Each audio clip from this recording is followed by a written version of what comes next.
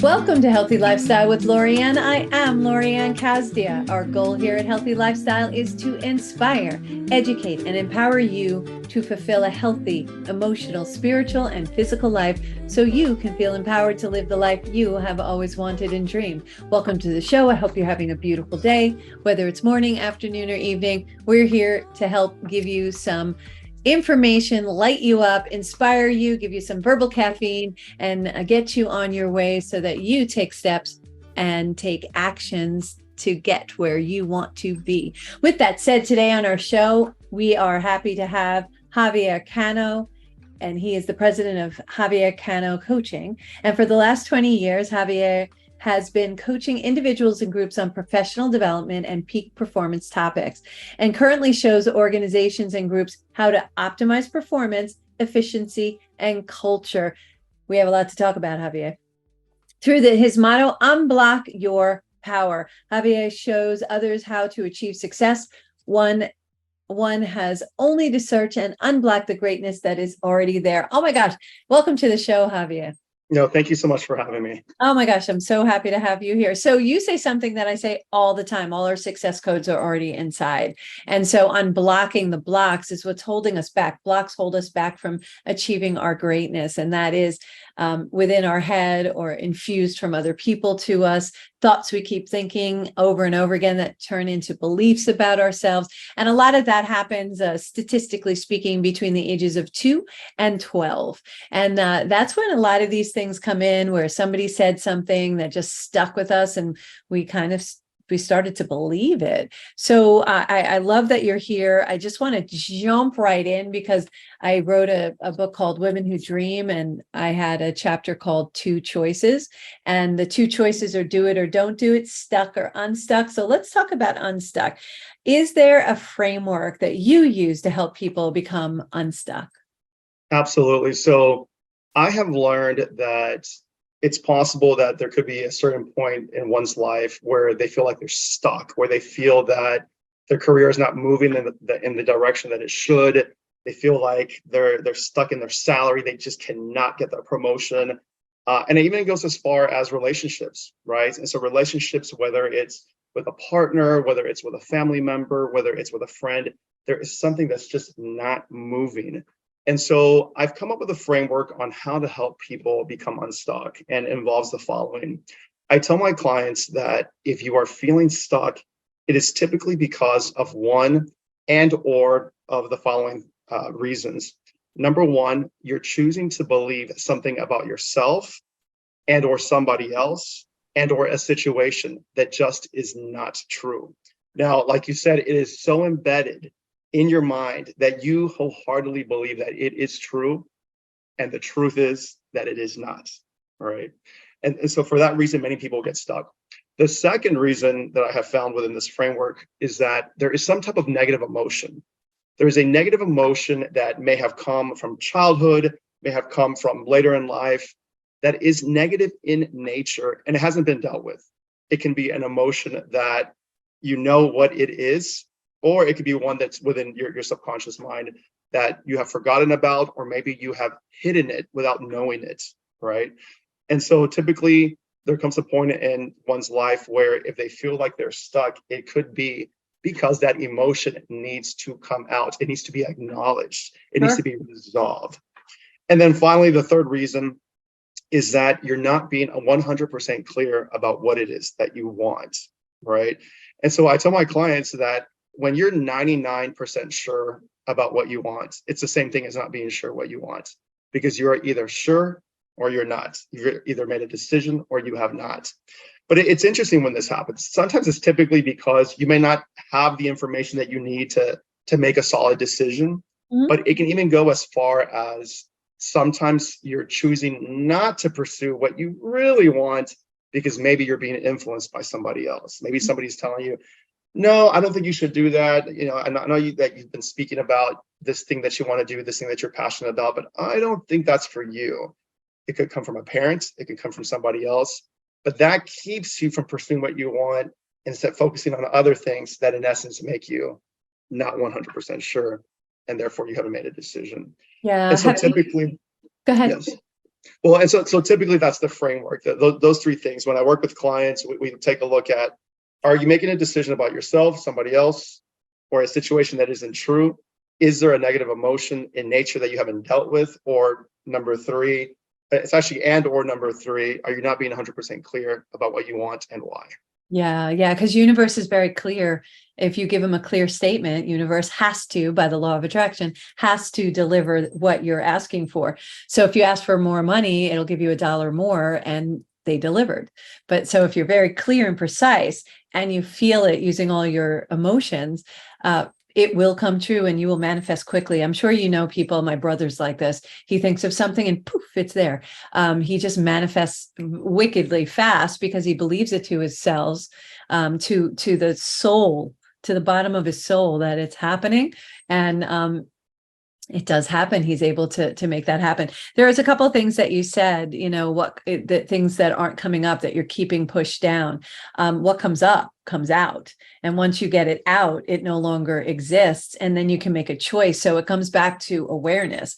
Once we're aware, then we can make a choice. And being stuck is a choice. I know one of my great magnitude of pivots, it was my great opportunity to change the direction of my life. And I chose it and I took it. And from great tragedy or challenges comes that great opportunity, right? One of the things is I stayed stuck for a while there. I was stuck and wallowing and sitting there, and that's okay, because that's where I needed to be. I learned a lot of tools while I was in my little wallow and having my pity poor me party, right? But then I got bored and I chose to become unstuck, and it's a choice, right? And what you're talking about are choices. We need to become aware of what's going on, make these choices and move on. And I loved what you said about, not really embracing it, not identifying it, not understanding where it is, because our bodies have no time zone. Time is something that humans have we've really conjured up, right? But our bodies don't know the difference of what happened when we were 2 and what happened today. It can't tell time. So until we deal with it, it stays on a cellular level and it stays in our vibration. So it's always that block that's there that you're working through. So one of the things that do you do to help them through these processes, the questions that they have once they start giving you the answers? If they can find it out, like, how do you help them get to the point where they know what it is? Because sometimes, like, I knew there was something, but I didn't know what it was. I was like, I don't have any blocks. I don't know what you're talking about. Oh yeah, I did. It's interesting because what I typically do is I start asking them questions that revolve around those 3 areas. And so what I tell my clients is that we're going to look for it. We're going to look for what is happening. And typically there is some type of decision that was made sometime in life. It could have been at age 3, 5, it could have been at age 50, right? But what I tell them is that there is a decision that we're looking for that is contributing to one of these 3 areas. And so it's almost like a scavenger hunt. And so I start asking them questions, when did you feel this first start happening? Do you feel that you have an emotion that you haven't dealt with? Tell me about this, tell me about that. And so every single person is unique. And so when they have the opportunity to tell me a little bit about their story, then I start honing in on some of the words that they might be using, right? And so, for example, I was working with a client recently where her story is that she was adopted. But the interesting thing is that there was something in her life that she was trying to deal with. And as we were talking, she kept saying that her biological mom didn't want her. Her biological mom didn't want her. Her biological mom didn't want her. And I asked her, how do you know that she didn't want you? Right. And then she started thinking about it and said, well, I mean, that's what I assumed, given that she gave me up for adoption. And so I quickly asked her, well, could it be that your mom had a choice? I mean, she could have aborted you, right? She had that choice and she chose not to do that. She chose to give you a better life. She showed her love by giving you that better life. Is that something that you should take into consideration? And as she started to think through it, she said to herself, wow, I just realized that it's not so much that she didn't want me, is that she wanted to give me the best life that she couldn't give me. And that in itself is the best reflection of love that there is. Oh, And yes. yeah. And so that changed the emotion. Well, you That change your changed the emotion. lens. You change your, Yeah. I say this all the time. We got to change your lens on how you look at it. And that does change the emotion. I'm sure when she was talking about it with this new look on life, she changed her lens, and her body probably changed, her whole, how she held herself changed, Oh, everything her look changed. on her face. She probably became younger and less stressed out. And that changes every other belief she has now, doesn't it? It's like a trickle down effect Yeah. where you remove that. So what I tell people is that it's like a tree, right? So you have the roots, which represent like these fundamental decisions that you've made that have now created this trunk and these branches of other sub decisions that do not necessarily serve you. But when you get in there and uproot the tree and get rid of these roots, you've gotten rid of all of that. Yeah. And that's why people are able to improve so quickly when they work with me, because we're looking for the root cause. Sure. That's why, I work with people as well, and we do mindset work just like you're doing. And when you see them have that aha moment, that shift is magnificent. How does that make you feel when you see your clients do that? It makes me feel satisfied knowing that I am living that part of my life purpose, right? And so I'm here to serve. I'm here to help people get out of these situations. I was once there at some point, and so when that happens, it feels great knowing that I have served that part of me that I'm here to do. Yeah. So it's clear that you had a pivot in your life that took you down the road to bring you here. And I find, for me, tell me if this doesn't resonate with you, at those pivot moments, those are the moments that I got clearer and clearer on why I was here, to serve and to do things just like this, to help other people not have to jump the same hurdles we had to jump. So, and we definitely serve our former selves. Wouldn't you agree with that? I absolutely would. And it's an opportunity for reflection. It's an opportunity for growth. It's an opportunity to learn something new. It's an opportunity to be able to share that wisdom with other people so that other people can have better lives as well. And so it's almost like, as we're going through these experiences that might not be comfortable, we grow, but then we can use that wisdom to allow other people to grow as well. Yeah. Have you ever found yourself part, giving some advice or giving some information, some wisdom to someone else, and realized it was really meant for you? Absolutely. Isn't that the Absolutely. coolest thing, that Yeah. when that happens, I'm like, wait, Yeah. that might be for me. It might be for both of us, but I think it might be for me too. It's a really cool thing when that happens, right? Absolutely. I feel like we're all connected, and Yeah. there have been many times where I've delivered a message based on what I'm seeing and feeling and observing, and then I realize, wow, like this message is also for me too, and I'm able to improve on this piece of my life based on what I just shared. So Yeah. And I love that, because it definitely connects us back to source, your higher power, God, source, universe, however you refer to your higher power. So I'm a spiritual being, and the work that I do is very spiritual. Are you spiritual too, as well? Because I'm hearing the languaging of someone who's spiritual. the interesting thing is that I would say that I was not always spiritual until I went through a time period of extreme stress. And this was a time period where there was a lot of concepts I did not understand around stress and the connection between stress and health issues. There was a lot of concepts around emotional intelligence, around protecting and setting your boundaries. And this was the most confusing time for me, and a time period where the stress was so extreme that I began to experience a lot of autoimmune diseases.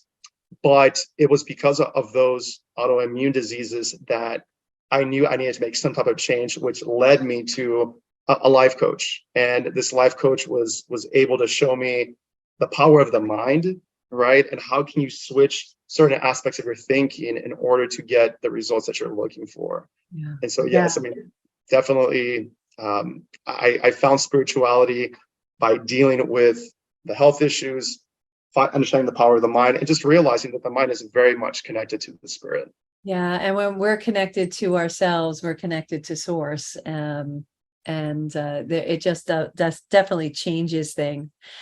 You had mentioned before that, some of the people in our lives might say things that would preclude your clients from taking those steps forward. And I know in my work that there are people in our lives sometimes that are saying those things, thinking that it's out of love and protection for you. And it's really, they're displaying their own fears, as opposed to just saying, oh, okay, how can I help?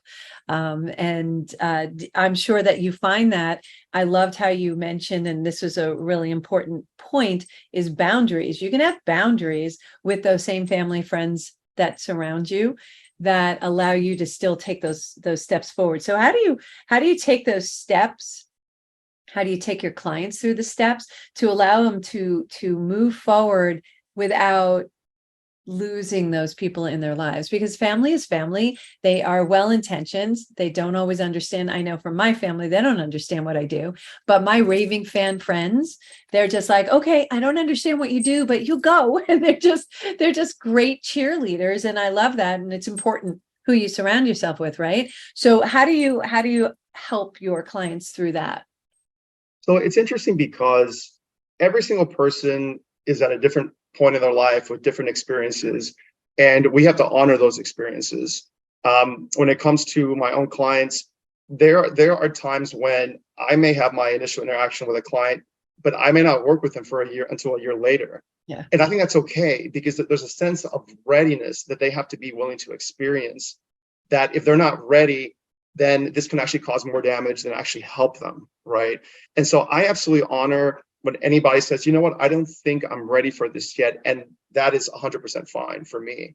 But they usually do come back, whether it's 6 months later, a year later, even 2 years later. Yes. And they tell me, you know what, I'm ready now. Yes. And And it's because yes. they don't understand the language coming out of our mouths, and they're just not ready. I know I wasn't ready at one point. That's when I was in my stuck moment, and I wanted to get us. I had every desire. I was like, no, I don't want to be here anymore.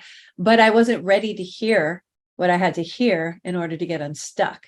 So I actually I sabotaged myself from getting unstuck because I didn't want to face it on. And then when I made the decision, you know what, I'm going to rip the Band-Aid off and face it head on, it made it a lot easier. And I find that with my clients as well, is that you need to be ready. You need to be able to hear it. It's almost like watching a movie. Have you ever watched a movie or read a book and you did it a second time and went, I never noticed that before, or I never read that before, right? Exactly. So it's because you're in a different place. So today I'm ready to hear it. Yesterday it might not have been. Tomorrow I'll be in a different place too in my growth cycle, and I'll see something else new.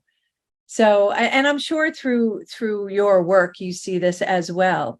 Absolutely. And I saw for myself too. I mean, when I worked with my very first life coach, it was January of 2016. She told me things that completely changed my life within that 20-minute session. After that session, my salary went up by $1,000 a month. 6 weeks later, I was in a better position. I was at a new company. I was happy again. My health was better. But given all that, I was not ready for the second session until 8 months later.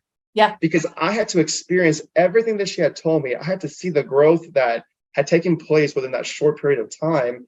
I then had to experience my new reality to then realize, you know what, there are still opportunities for growth here. And now I'm ready to meet with this person again. Yeah. Yeah. And that's not unusual. I see that as well, is that you need to take it in bites. We don't eat a pizza in one bite. We cut it into slices and then we take bites from there. So the same thing with this process.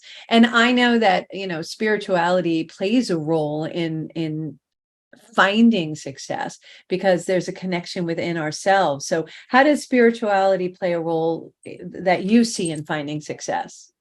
Well, I tell people that when you're looking for success, sometimes we think that there's something that we have to grasp externally. And sure, that there's degrees that we can earn, there's certifications we can earn, there's experiences we can earn, and we should earn those that call to us, right?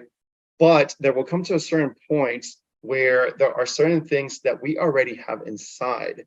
And by looking within, we're able to find those treasures. One of my favorite stories is the Golden Buddha, which is in the book Chicken Soup for the Soul by Jack Canfield. Yeah, And he's my coach. Jack Canfield's my coach. well, I love it. I love it. And so the story, you have this statue, this Buddha statue made out of clay, and it's being moved to a new monastery. And as it's being moved, it starts to rain, and so the water droplets start to hit onto the clay Buddha. And then one of the head monks notices that there's these specks of gold on the statue, and he thinks, wow, this is interesting. As he gets closer, he starts to move his finger on the clay, and then he gets a chisel and starts chiseling on the clay. And then he realizes that it was never a clay Buddha. It was made out of gold entirely. And so I love that story because it is used as a metaphor to explain that we have all of this clay around us, right? This clay made up of lies, opinions of other people, like you said earlier, blocks, self-limiting beliefs. And really define success is to chisel away the clay of our own outer covering and find what's already been there, right? These are the treasures that have already been there. And so that's what I mean by looking within and using spirituality to attain success. Yeah, and be the genuine human you're meant to be, because we come already perfect. We just have to tap into that through our experiences and learn the lessons we're supposed to learn and serve others as we are. Fun fact before we go to break, I went to see that Buddha. I walked around that Buddha, and it is magnificent. And I know the whole process of it getting up to the top of that mountain. So it's pretty amazing, but great story, great metaphor. And it's a reality that we all face. You're listening to Healthy Lifestyle with Lorianne. We're going to take a short break. We'll be right back.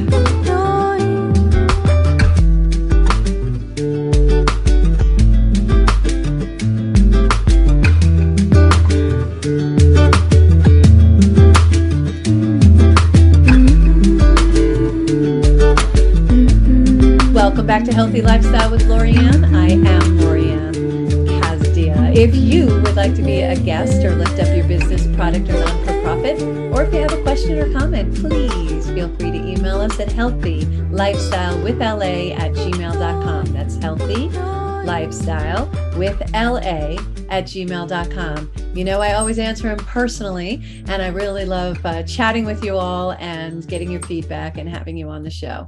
And you know, I'm a business coach and strategist, empowering, educating, inspiring, and igniting people to take action with jet propulsion. So if you are inclined to come and work with me so that you can take action and not be stuck anymore, please feel free to reach out to me at ldcstrategies.com, loriannecasdia.com, or give us a call at 516-983-3591.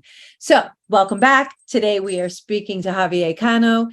He is a magnificent coach, really working with people and their mindset. You know how I feel about mindset, really, really important. I think it's the root and the foundation for everything you will do.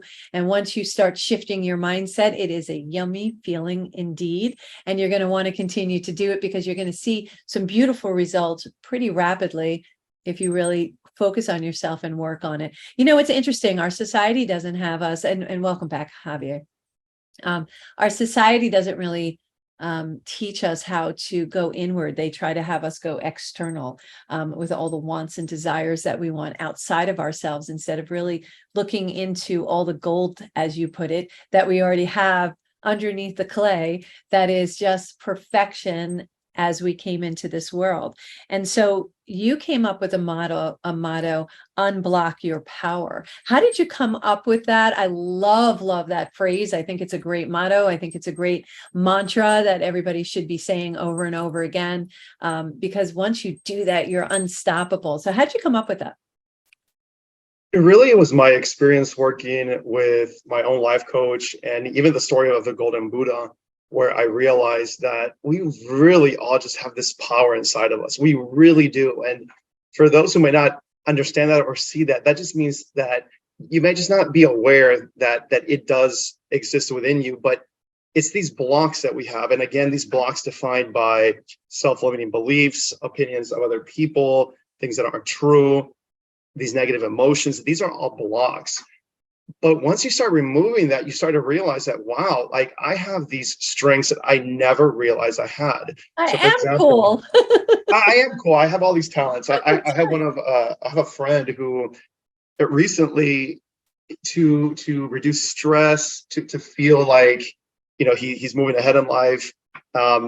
He started to cook, and he has just become this amazing cook, and he can cook anything. And when you taste his food, I mean, you just feel the love, you feel the energy. And he you know, he's a doctor, and he chose to cook on the side as a hobby to essentially express something that he was keeping inside for a really long time. Yeah. But that is what it means to find your power, to find these things that you never thought that you could actually do. Or it's find things that bring you joy Joy. and allow you to bring joy to other people.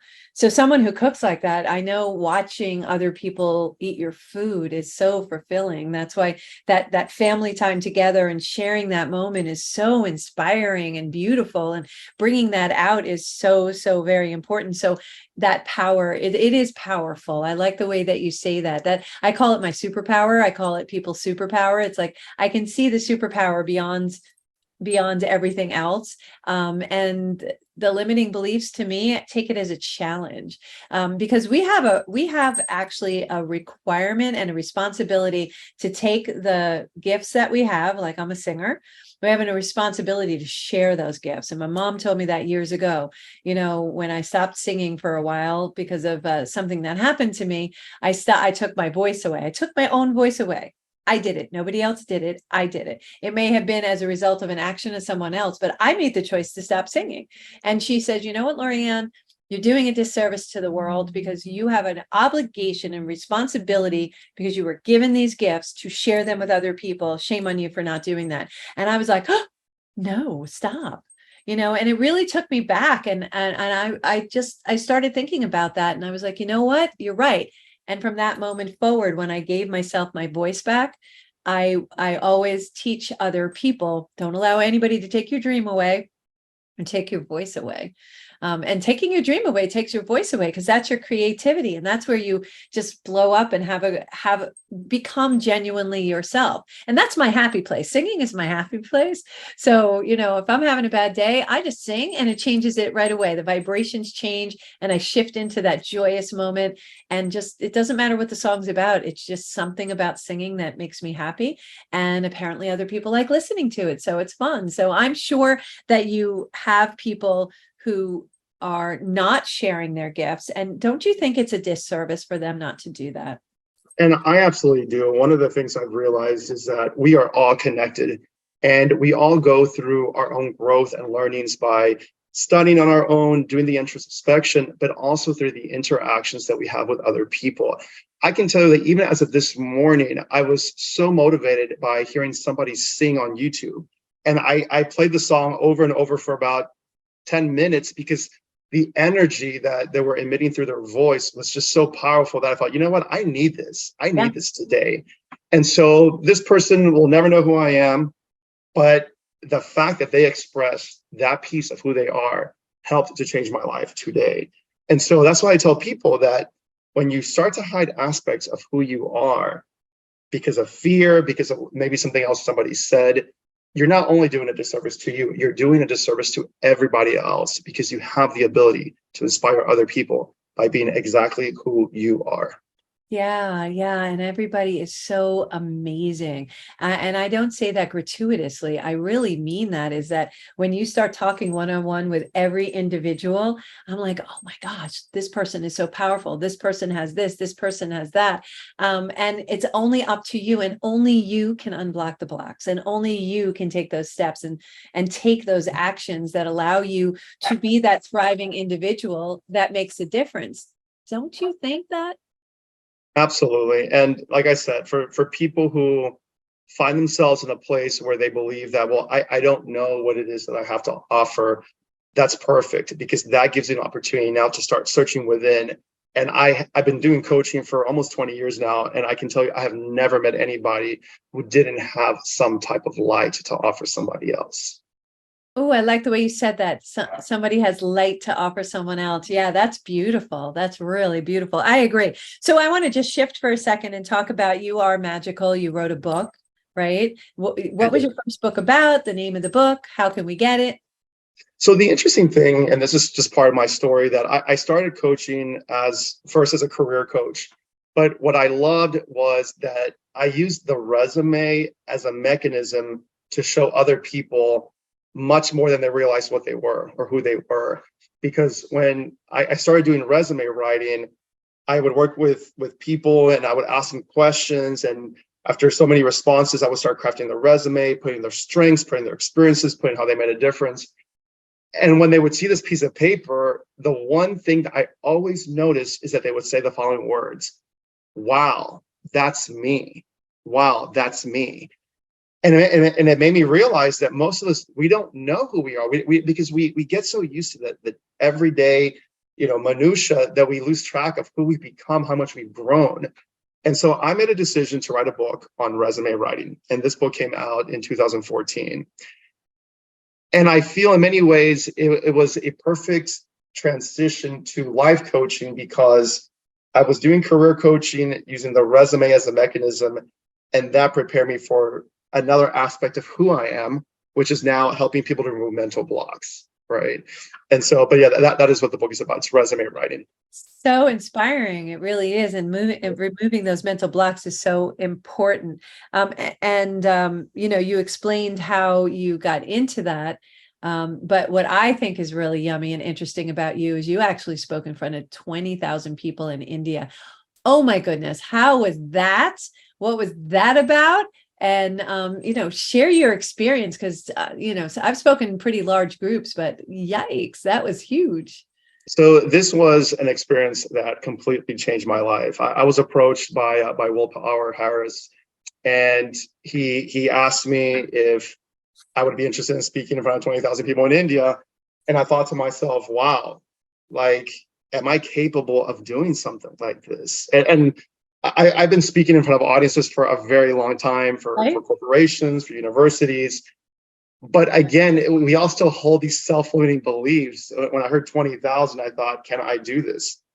But through his leadership and his team's leadership, that they made me feel so comfortable, and they created a space where I could be, where I could be heard and seen, and it completely changed me. When you speak in front of that many people, and that many people hear your message, and they come to you afterwards wanting to take pictures with you, and so happy at how they have changed by listening to you, it absolutely changes you, and it humbles you as well. And it makes you realize that there is power in the word. There is power in your message. There's power in your story. And so I'm grateful to have the opportunity to do this year. Grateful for Willpower Harris as well for the opportunity. Yeah, I love Will. He's a wonderful, strong human doing beautiful things over there. Just absolutely, and other places. I know he's in Ecuador and some other places in the country, in the world, actually, I should say. Now, there's another connection you and I have, and I mentioned it earlier, but you were a musician too. So really, we all learn lessons. My lesson was not to take away my voice, right? What lessons did you learn through your musical experiences? Sure. So I played the flute actively for 13 years, Me too. between sixth grade and I think until age 23. So I actually received a music scholarship to attend the University of Houston. Halfway through, I did switch my major to engineering, but the lessons I learned through music are lessons I still use today. Number one, if you want to be great, you have to have discipline, right? You have to have that discipline and that dedication to create something beautiful out of an instrument, right? I learned the power of passion, right? That whether it's through a resume, whether it's through singing, whether it's through the flute, you have the ability to express yourself and show the world who it is that you are through your performance.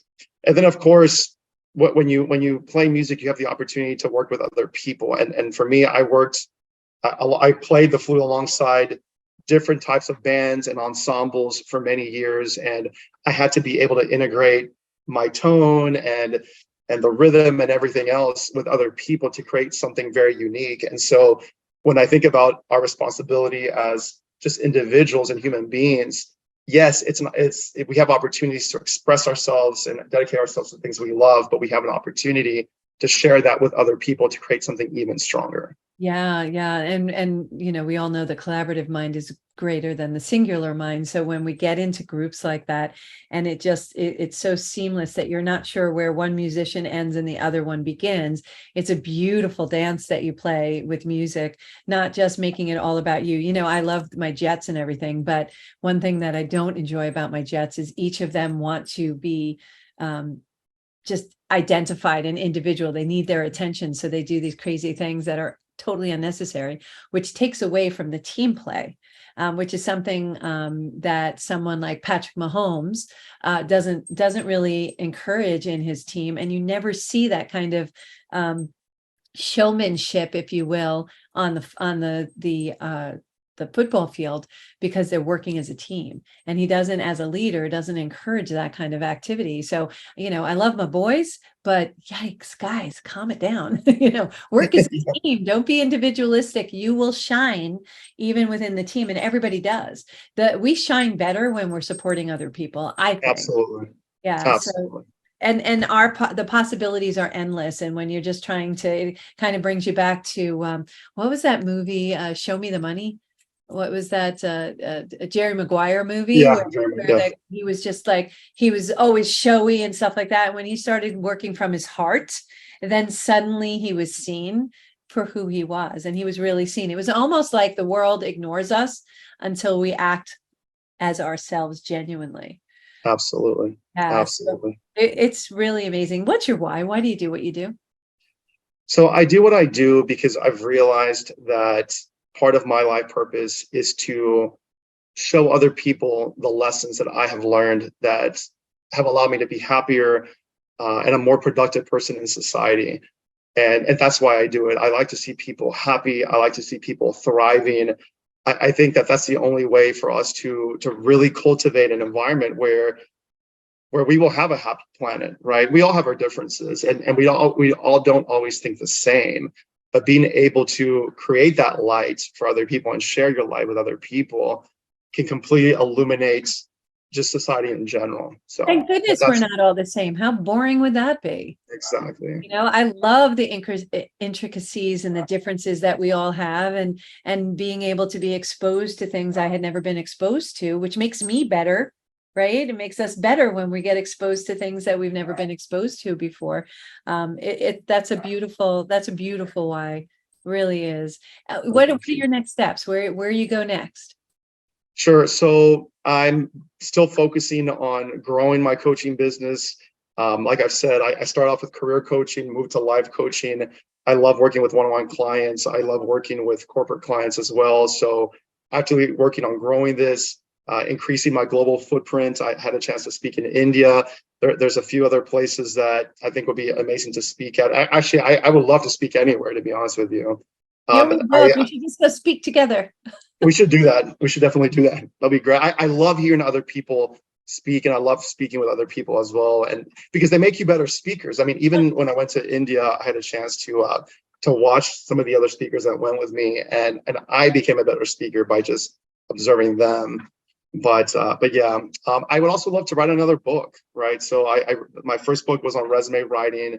I would love to write a book where I really go into a lot more detail on the framework that I use to help people become unstuck. I would love to write that one of these days. I think you should write that, and you will write that. So, and it will be wildly successful. So I look Thank forward you. to that. It's your website is javiercanosuccess.com. It's XAVIERCANO, the word success.com. All the information is below. And just feel free to reach out, have a chat. The gifts that you give, the parts of you that you give is so inspiring. I love being around you. The first time I spoke to you, I was talking to you actually about the India speaking engagement, and your energy is beautiful. It really is. And you can see So that much. it's true passion within you to serve other people in a way that just makes them excel and blossom. And that's a beautiful thing, and such a lovely gift that you share yourself with everyone else. So as much as I love the fact that you're an engineer and you went for engineering, which is crazy to me that that you did that, but that you ended up, your journey brought you here, is just amazing. It must feel great to be You where know you what?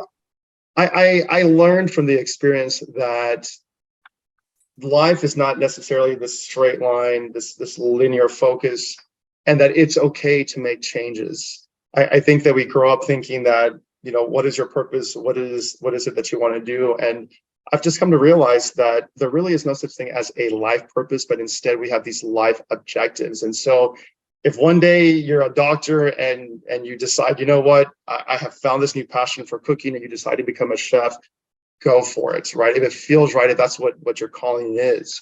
And just like me, I did engineering, project management for almost 16 years. And I realized, wow, like this coaching that I've been doing all along has grown into something so much bigger that now I choose to dedicate 100% of my time to this. And that is okay too. Oh my God. And you're a black belt. I'm a black belt in Six Sigma. Yep.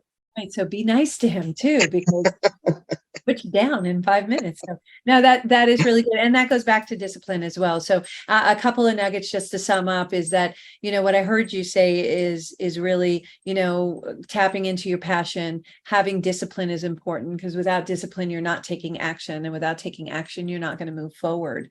I also took into this is that, you're choosing to believe something that is probably not true about yourself. We need to tap into that, and you can help people tap into that, find out what it is, and then change our thoughts, because our beliefs are just thoughts we keep thinking over and over again. Thank you, Esther Hicks, for doing that explanation for us. And that's a belief, and thoughts can be changed. Therefore, beliefs can be changed, and we can become better people. I am a better person today because we had this time together. I really appreciate sharing this time with you. Any last thoughts for our listeners before we go? Just remember that every single one of you is unique. Every single one of you has some light to give. And so honor that authenticity, honor your journey, honor the process to continue growing. And remember that as you go through this process, remember to contribute your light to others as well. Oh, beautiful. I'm flush with goosebumps. That was gorgeous. Thank you so much, Javier. Thank you all for joining us today on Healthy Lifestyle with Lorianne. I hope we have earned the privilege of your time. Thank you for joining us. We'll see you soon. Until next time, I am Lorianne Casdia. Play a higher role, serve a higher purpose, show up for you, and show up big. Thank you so much, Javier.